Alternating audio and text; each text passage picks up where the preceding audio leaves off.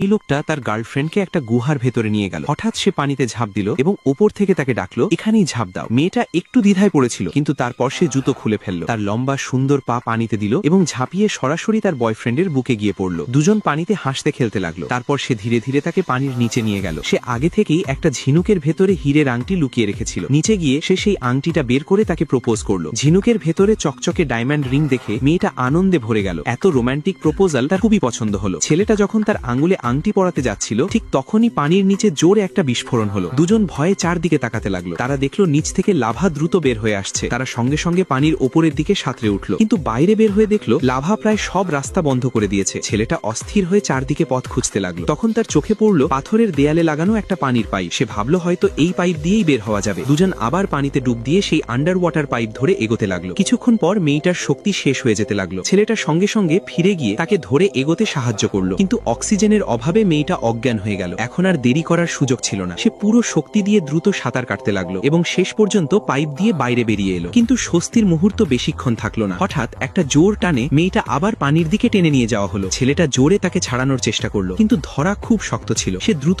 আশেপাশের লতা ধরে নিল, তারপর আবার পানিতে ঝাঁপ দিল। সে দেখলো তার গার্লফ্রেন্ড স্রোতের দিকে ভেসে যাচ্ছে। সে তাকে ধরে পুরো শক্তি দিয়ে স্রোত থেকে দূরে টেনে আনলো। লতাগুলো শক্ত করে ধরে সে ওপরের দিকে সাঁতরে উঠল। অবশেষে তারা দুজন সেই বিপজ্জনক পানি থেকে বের হয়ে